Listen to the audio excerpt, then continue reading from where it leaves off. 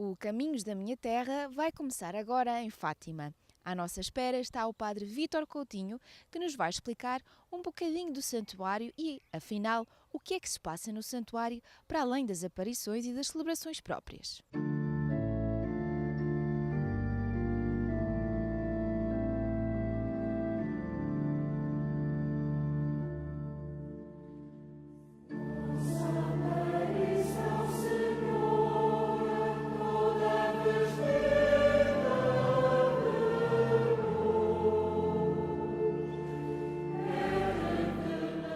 Padre Vítor Coutinho, o santuário não nasceu do nada, sofreu um processo de evolução, estou correta? Sim, o santuário começou com uma azinheira à volta da qual as pessoas se começaram a reunir. Depois surgiu uma pequena capela, surgiram as construções e com as construções e com o fluxo de peregrinos, o santuário, ao longo das últimas décadas, de muitas décadas, foi crescendo. Foi crescendo em estruturas físicas, em infraestruturas, em edifícios, para acolhimento dos peregrinos, dos grupos, dos doentes. As primeiras estruturas foram para acolhimento dos doentes. Com o crescimento das atividades do santuário, com a necessidade de ter espaços para que os peregrinos se possam sentir bem, rezar, celebrar, mas também para que os peregrinos possam ter meios de descoberta da mensagem de Fátima através de exposições, através de simpósios, congressos. Foi necessário ir criando também uma estrutura humana.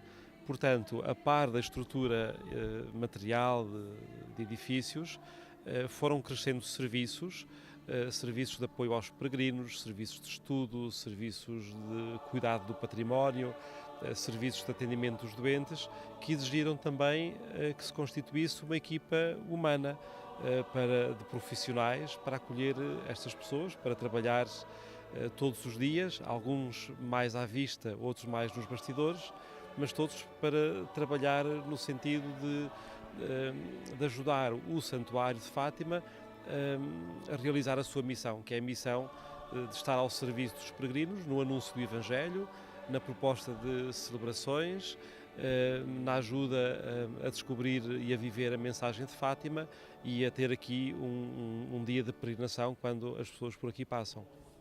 Como é que os peregrinos podem inscrever-se aqui no santuário para, às vezes, até há festividades próprias que os peregrinos querem ter aqui? Bom, para vir ao Santuário de Fátima não é preciso inscrição, esta é a primeira coisa importante.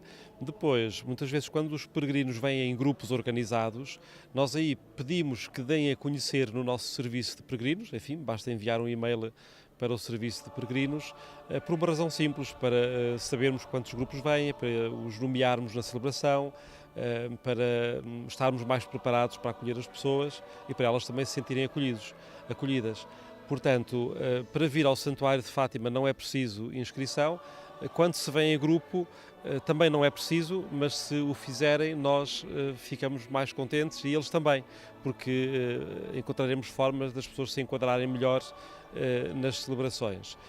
Em todas as outras atividades, as nossas atividades são, por norma, gratuitas, precisamente porque o Santuário vê que a sua missão é ir dar condições aos peregrinos, enfim, de refletir, de rezar, de estar, e por isso há um princípio do santuário que as atividades são geralmente todas gratuitas, a não ser às vezes, enfim, congressos que têm uma inscrição simbólica, porque implicam também uma logística muito grande e despesas muito grandes, mas nós costumamos dizer que ninguém deixe de participar em nada por não ter dinheiro. Como digo, são pouquíssimas as atividades e são muito raras em que se exige inscrição e é apenas em congressos que exigem muita despesa e, repito, é sempre uma inscrição simbólica. Agora, tudo o resto, concertos, palestras, conferências, no santuário é sempre gratuito porque de facto isto é feito com recursos que os peregrinos também aqui deixam. É uma forma de retorno que o santuário faz das ofertas dos peregrinos, que revertem todas para o serviço dos peregrinos. Portanto, afinal, o santuário é muito mais do que apenas as celebrações das aparições. Que mais atividades existem aqui? Bom, nós temos 320 colaboradores que todos os dias durante o ano estão a trabalhar intensamente. Obviamente que as celebrações é aquilo que é mais visível, mas mesmo para assegurar as celebrações é preciso muita gente. Nós temos o dia de verão e de inverno, o dia com muitas propostas celebrativas, missas, terços, adoração. Para além dos ministros litúrgicos, é preciso toda uma estrutura, desde vigilantes a sacristães, a logística, a técnicos. Portanto, só para as celebrações é preciso muita gente. Para além disso, há todos os serviços de atendimento aos grupos de peregrinos, que têm um serviço próprio. Há um serviço administrativo para cuidar das questões administrativas, há um serviço de estudos que promove a investigação e acolhe os investigadores que diariamente aqui apresentam, enfim, pedidos de materiais, de documentação. Temos um serviço de arquivo, temos serviço que de alguma forma dinamiza as várias áreas da pastoral ao longo do ano, desde o aspecto temático, na proposta de temas para as peregrinações ao longo do ano, na preparação das peregrinações não apenas do ponto de vista litúrgico, mas também de conteúdos temáticos. Enfim, temos serviço, para não falar já nos serviços mais direcionados para o atendimento, como as casas de retiros, que exigem pessoas para trabalhar no acolhimento, nas refeições, nos refeitórios. Portanto, o santuário não para todos os dias do ano, de verão e de inverno. Com tanta atividade e tanta gente a ajudar, quantas pessoas, mais ou menos por ano, recebe o santuário? Nós não sabemos porque não temos forma de as contar. A única contagem que nós fazemos aproximada é do número de pessoas que participam em celebrações, isto é, que estão em alguma das missas do santuário. Aí os números estão divulgados, enfim, oscilam entre os 4 e os 6 milhões, mas estes números não traduzem a quantidade de pessoas que passa pelo recinto. Aliás, hoje, se pudermos ver, enfim, um dia de semana normal, temos o recinto cheio de gente. Muitas destas pessoas não vão a nenhuma celebração, portanto não são contabilizadas. Nós só fazemos uma contagem aproximada às pessoas que participam em missas.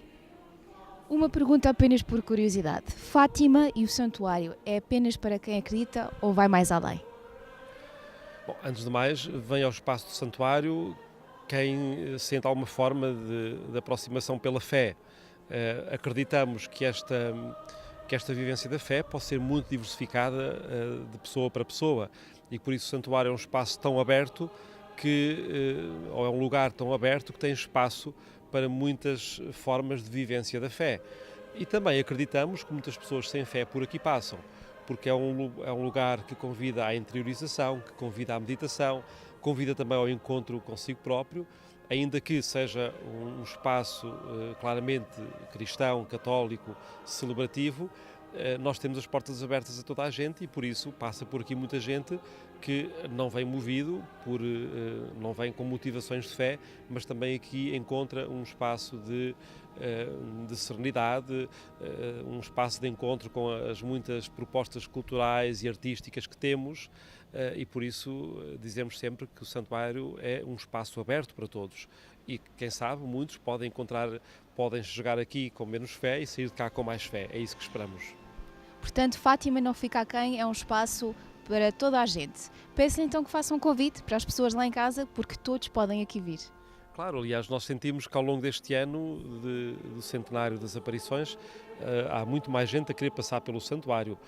A grande maioria, assim estamos convencidos, vem de facto porque quer celebrar a fé, quer viver este ano com um sentimento especial de ação de graças pelas aparições de Fátima nestes 100 anos. E o convite que fazemos é este às pessoas que vão passando, que façam a sua peregrinação jubilar. Temos propostas para ajudar as pessoas a fazer a sua peregrinação, aquilo que chamamos o itinerário do peregrino, à entrada de cada recinto. Cada peregrino pode levantar um folheto e deixar-se guiar na sua peregrinação por esse itinerário, visitar os vários espaços e passar aqui um ou mais dias de peregrinação.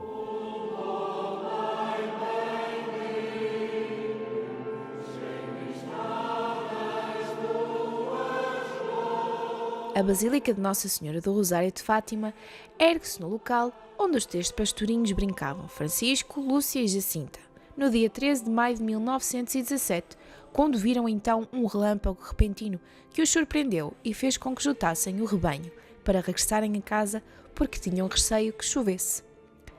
A primeira pedra desta basílica foi benzida então no dia 13 de maio de 1928 pelo arcebispo de Évora e a dedicação celebrou-se no dia 7 de outubro de 1953.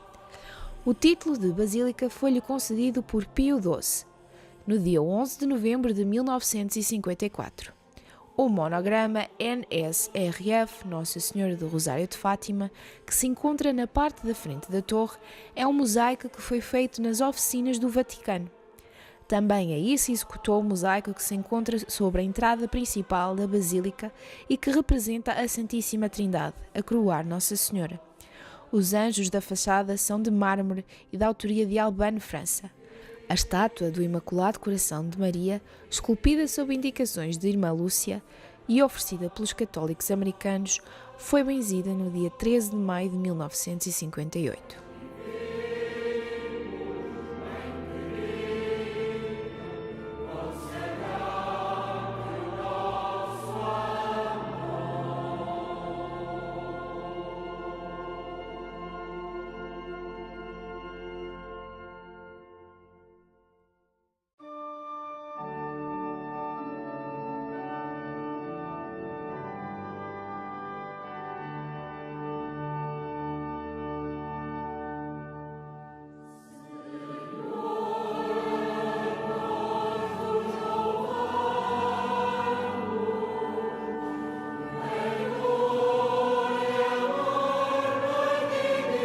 A Basílica da Santíssima Trindade. A intenção de construir uma nova igreja no Santuário de Fátima vem desde 1973. Nessa altura, verificou-se que a Basílica de Nossa Senhora do Rosário de Fátima não tinha já a capacidade para acolher os peregrinos que aqui vinham. O lançamento da primeira pedra teve então lugar no dia 6 de junho de 2004, solenidade da Santíssima Trindade. Várias razões contribuíram para a escolha de dedicar a nova igreja à Santíssima Trindade: as aparições do anjo, a adoração à Santíssima Trindade, as palavras de João Paulo II proferidas na Capelinha das Aparições em maio de 1982, pelas quais elevou a sua ação de graças à Santíssima Trindade. A Igreja da Santíssima Trindade foi dedicada em 12 de outubro de 2007 pelo cardeal Tarcísio Bertoni, então secretário do Estado do Vaticano e legado de Bento XVI, para o encerramento dos 90 anos de aparições de Nossa Senhora aos três pequenos pastores videntes. Em 2012, a Congregação para o Culto Divino e a Disciplina dos Sacramentos concedeu a este templo o título de Basílica.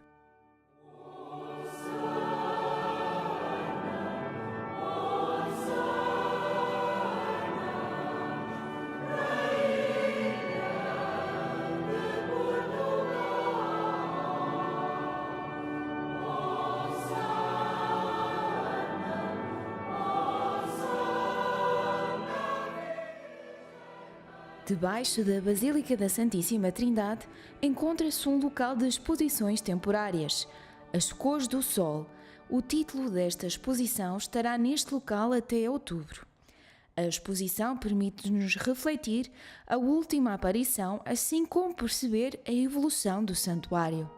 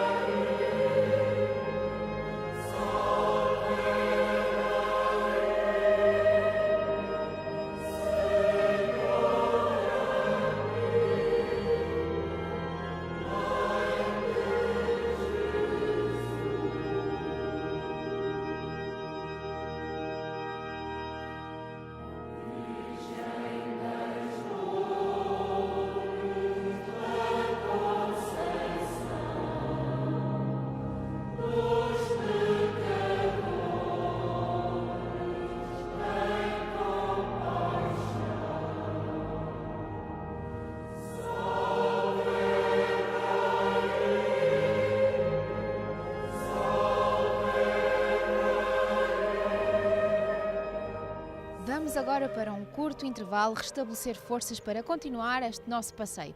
Conto com vocês já a seguir.